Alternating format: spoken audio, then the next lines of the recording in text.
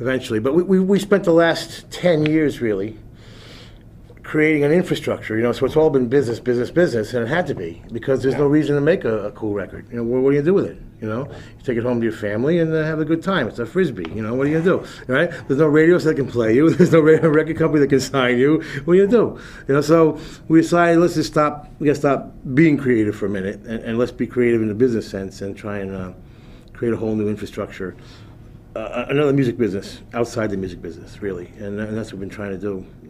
Just recently, you're starting to feel a little bit more comfortable kind of getting back into being creative and writing a little bit, The first thing I did was with the Chesterfield Kings, I guess a year or two ago.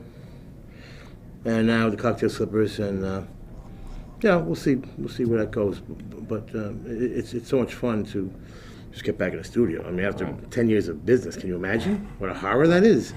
It's just the worst, And you're seeing the whole industry disintegrate before our eyes here, which probably a good thing at this point. Let's get rid of that stuff and start again. Look, this is a craft that has to be learned.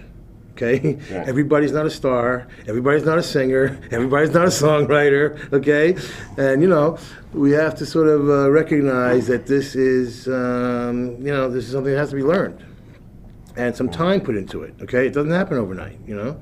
Nobody's born a great songwriter.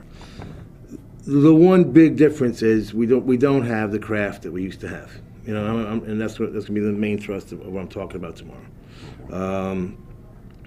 We don't have the combination of entrepreneur and artist. That sort of craftsman-like businessman who was not only the owner but producing the records.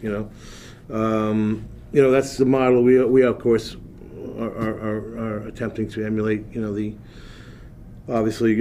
The Sam Phillips' son, or Leonard Chess, or Ahmet, Wexler, Atlantic, that kind of thing. Berry Gordy, the Motown. I mean, that's our heroes. Always have been. You listen to the radio, and the first thing you're going to think is, well, I can do that. And unfortunately, you probably can. Why would you want to? I don't know. But there's no. If you don't have access to greatness, if you're not, sort of touching it or looking at it or reaching for it, you're not going to get there.